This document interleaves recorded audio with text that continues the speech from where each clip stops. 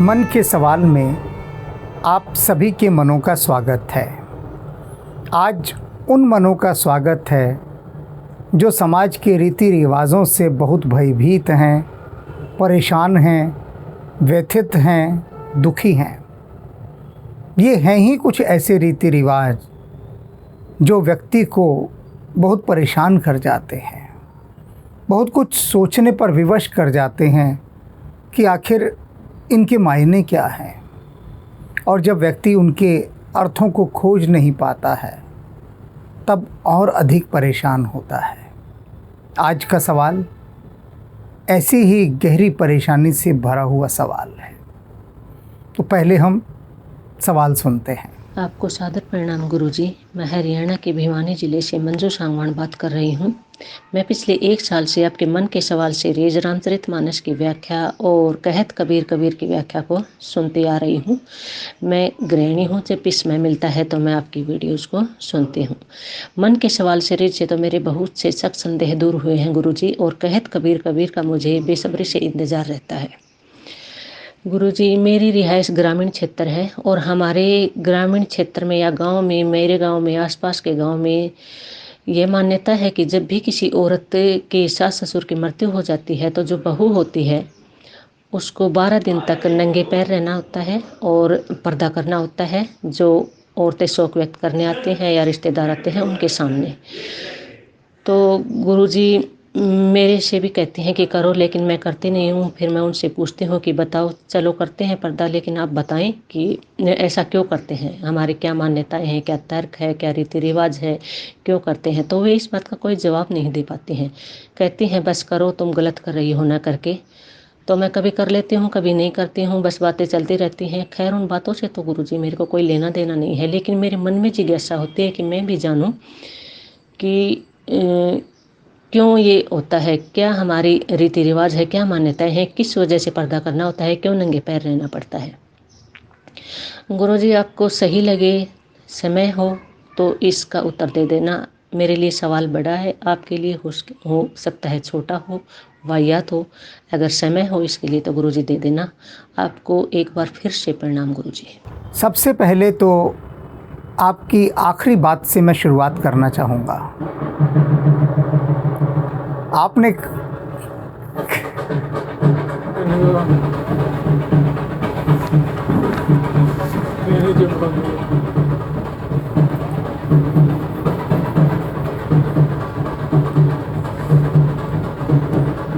आ रही है इसमें आवाज़? कोई बात आ रही है। लगता है किसी की लॉटरी लगी है। आज कोई त्योहार है क्या?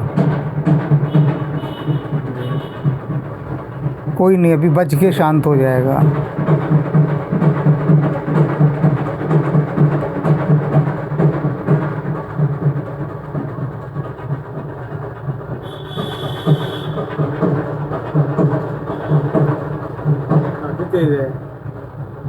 कोई बात नहीं, रुकते हैं थोड़ी देर। पर इनको हो क्या गया आज, ये क्यों नाच रहे हैं?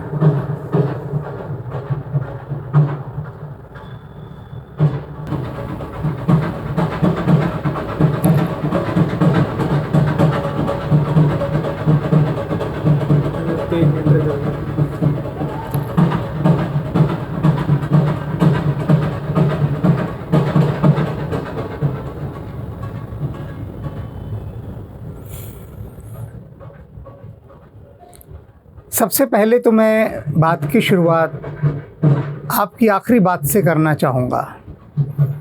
आपने कहा है कि हो सकता है कि आपकी नज़र में मेरा सवाल छोटा हो, लेकिन मेरे लिए यह बहुत बड़ा है। आपने यह भी कहा है कि मैं आपके इस सवाल को वाहियात भी मान सकता हूँ। आपने बात के शुरू में कहा था अपनी कि आप मेरी प्रत्येक सीरीज़ को बड़े ध्यान से सुनती हैं, देखती हैं, और विशेष रूप से आपको मन के सवाल की सीरीज़ का बहुत इंतज़ार रहता है।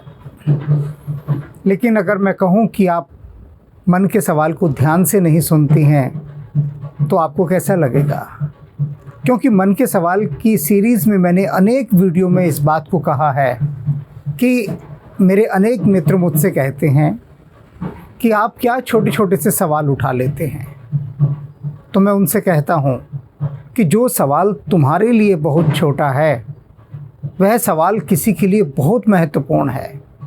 जिसका सवाल है उसके लिए तो वह महत्वपूर्ण है ही ना। तो इसलिए आपने ऐसी बात कैसे कह दी कि मैं आपके सवाल को छोटा सवाल समझूंगा और फिर वाहियात नहीं। यह शब्द तो बिल्कुल भी ठीक नहीं है। मन यदि कहीं पर अटक गया है, चाहे वह छोटा सा सवाल है, तो वह वाहियात नहीं हो सकता। देखा है ना, गाड़ी कई बार झटके ले लेकर चलती है। क्यों? क्योंकि उसके कार्बोरेटर में ज़रा सा कचरा आ जाता है। वो जो ज़रा सा कचरा है कई बार एक बिंदु के समान होता है, डॉट के समान। ज़रा सा कचरा, कण मात्र का कचरा भी गाड़ी के बहाव को रोक देता है। और बिल्कुल वही स्थिति भक्तों की होती है कि उनके मन में कोई ना कोई सवाल एक ऐसा अटक जाता है आकर कि जो उनकी गति को रोक देता है, परेशान करता है, आगे नहीं बढ़ने देता। मन को वही घुमाता रहता है, बार बार वही घुमाता रहता है। और वही आपके साथ भी हो रहा है। अब आपने जो अभी कहा कि बहुत सारे ऐसे रीति रिवाज हैं जिनके कोई जवाब नहीं होते। आपने खोजने का प्रयास किया लेकिन आपको कोई जवाब नहीं मिला। तो मैं बात की शुरुआत एक मज़ेदार प्रसंग से करता हूँ। एक नकारा नेता अपने क्षेत्र में गया दौरा करने। अब बहुत दिनों बाद वो गया था, उसका मन हुआ चलो घूम फिर आए। नकारा नेता का मतलब जिसे जनता ने नकार दिया हो, इनकार कर दिया हो, जो किसी काम का ना हो, जिसने अपने क्षेत्र के लिए कुछ भी काम ना किया हो और जनता ने उसे इनकार कर दिया हो, उसे नकारा कहते हैं। जो नकार दिया गया हो, इनकार कर दिया गया। अब पहुंचा वह नेता, तो लोगों ने क्या किया, जूते और चप्पल की माला बनाई और उसके गले में डाल दी। अब नेताजी तो बड़े बिदक गए, गुस्से में आ गए। अब जो पर्सनल सेक्रेटरी और चेले चपाटे साथ थे, उन्होंने कहा कुछ तो करना होगा। अगर नेताजी का मूड ख़राब हो गया तो बस हमारी मौज मस्ती भी जाएगी। तो पर्सनल सेक्रेटरी ने कहा कि सर आप नाराज़ मत होइए, ये जो जूते चप्पल की माला है ना, ये इस गांव का कस्टम है, रीति रिवाज है। जब भी कोई अति महत्वपूर्ण व्यक्ति इनके पास आता है तो ये जूते चप्पल की माला से उसका स्वागत करते हैं। परंपरा है, यहाँ की रिवाज है और आपको तो खुशी खुशी इस रिवाज को लेना चाहिए। आपने देखा होगा ना कि लोग ट्रकों पर जूतों की माला लगा देते हैं कि नज़र ना लगे, घर पर लटका देते हैं कि नज़र ना लगे। बिल्कुल यही आपके गले में जो जूते चप्पल की माला डाली है ना गांव वालों ने, इसलिए डाली है कि आपको नज़र ना लगे। अब नेताजी बड़े प्रसन्न हो गए, बड़े गर्व से उस जूते चप्पल की माला को घर ले गए, बड़े आदरपूर्वक लटकाया कि ये उस गांव के लोगों ने अपने रीति रिवाज के अंतर्गत हमें पहनाई है, जूते चप्पल की माला। तो एक तो बात यह है कि जो रीति रिवाज हमारे ऊपर थोप दिए गए हैं, डाल दिए गए हैं इस कदर कि हम उनसे मुक्त नहीं हो सकते, तो फिर उनको रो रो कर झेलने का कोई अर्थ नहीं, कोई अर्थ नहीं।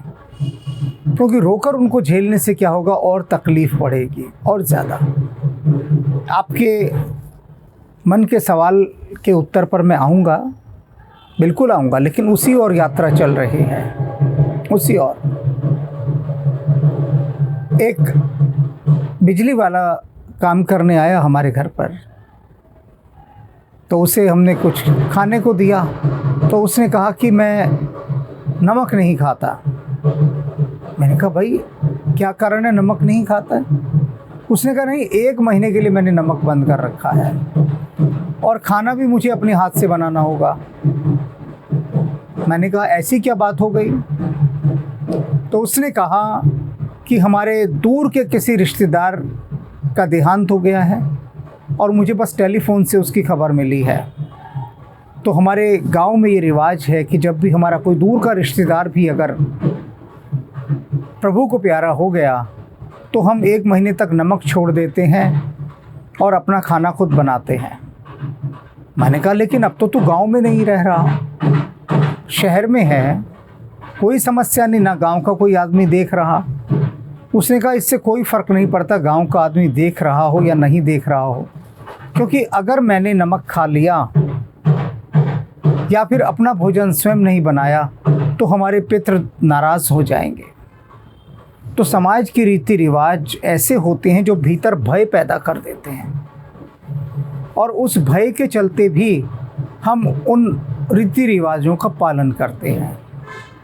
अब बात आई आपके सवाल की, कि जिसमें कहा गया कि आपके सास ससुर का देहांत हुआ और आपको 11 दिन नंगे पैर चलने के लिए कहा गया, घूंघट डालने के लिए कहा गया, और आप इसका उत्तर मांग रही हैं अपने परिवार से, गांव वालों से, लेकिन कोई इसका उत्तर नहीं दे रहा है, भी नहीं उनके पास उत्तर, वे देंगे कहाँ से? होता क्या है, देखो इस बात को ध्यान से समझो।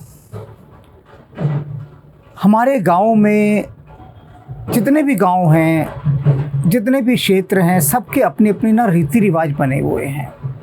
और हुआ क्या कि किसी गांव में कोई घटना घटी होगी और वहाँ के किसी सयाने ने ये कह दिया होगा कि 11 दिन तक स्त्रियाँ नंगे पैर चलेंगी, घूंघट करेंगी। अब वो उस समय के जिस सयाने ने कह दिया तो कह दिया, अब वो चला आ रहा है।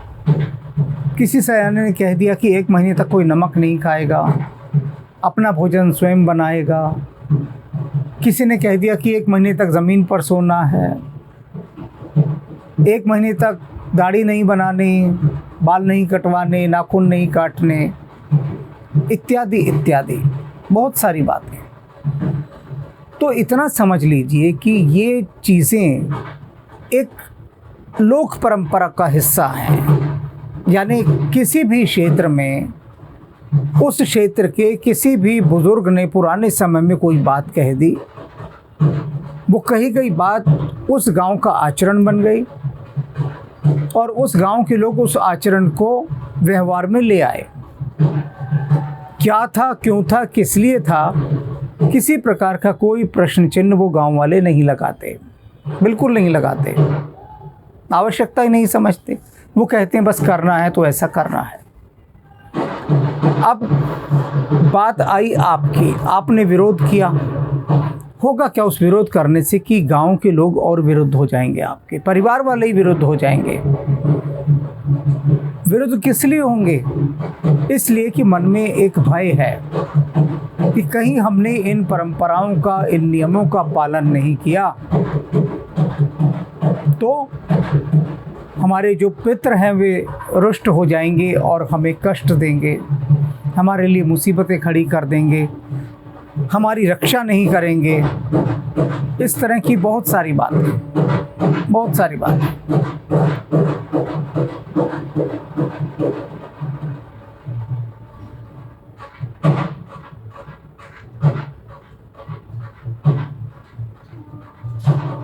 छत की बगिया पर वीडियो बनाने का यही एक सबसे बड़ा नकारात्मक पक्ष होता है। या तो हॉर्न की आवाज़ आएगी बहुत, या कोई अपना टेप रिकॉर्डर बहुत तेज़ बजा रहा होगा, म्यूज़िक सिस्टम, या फिर ये नाच गाना। अब ये ज़िंदगी का हिस्सा है, ठीक है, चल रहा है। अब इनके पीछे मैं अपनी रिकॉर्डिंग क्यों रोक दूँ? मैं अपनी बात कर रहा हूँ, उनका नाच गाना अपना चल रहा है। इसके बीच में अच्छा है, वीडियो देखने वाले कुछ लोग नाच भी सकते हैं, संगीत वीडियो के साथ फ्री में है।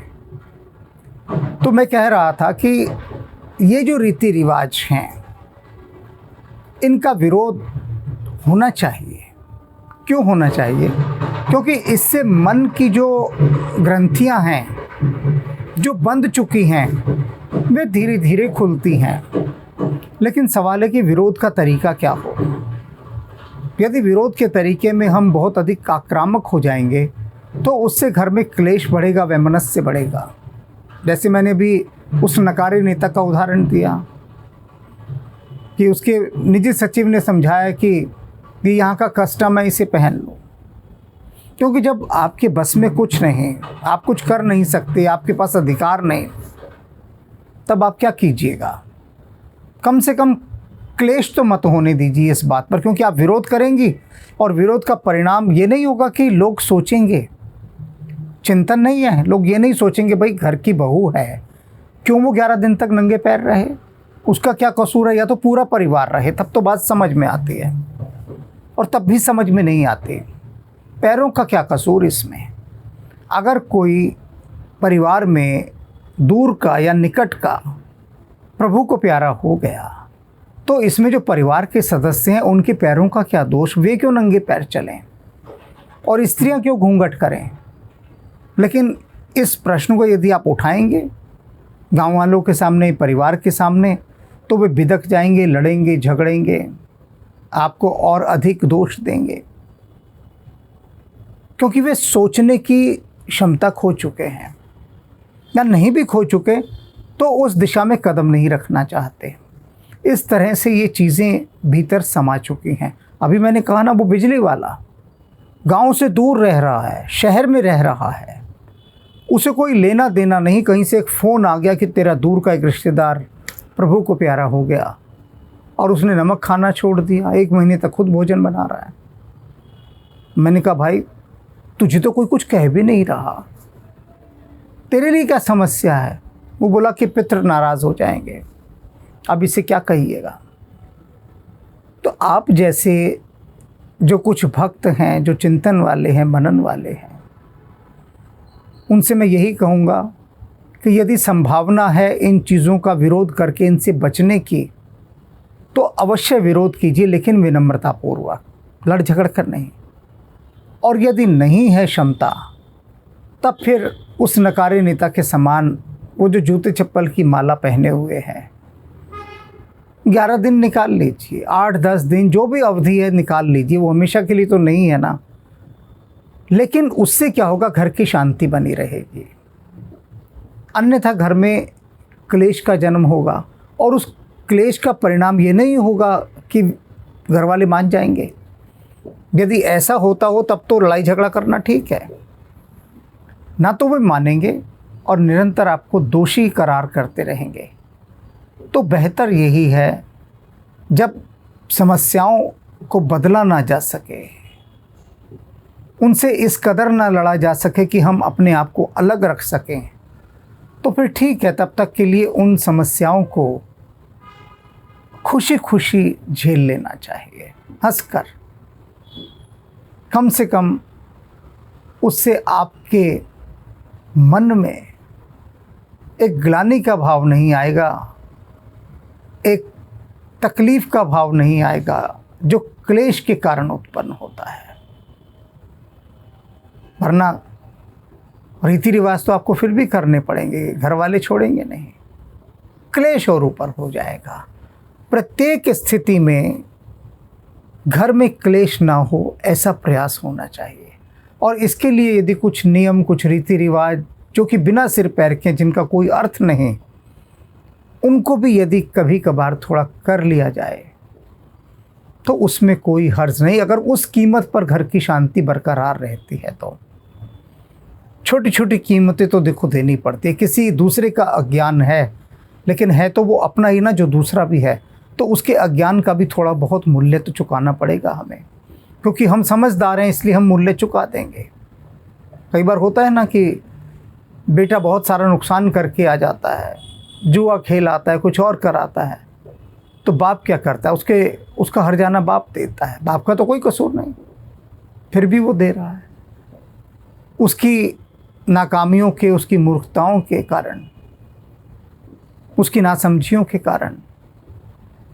तो बस यही कहूँगा मैं कि जब आपको अवसर मिले, जब आपको लगे कि आपके पास संभावना है इन व्यर्थ के रीति रिवाजों से बाहर निकलने की, तब उन संभावनाओं का लाभ उठाइए।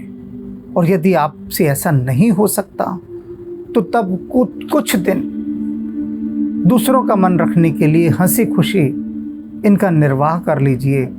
इससे घर की शांति बरकरार रहे।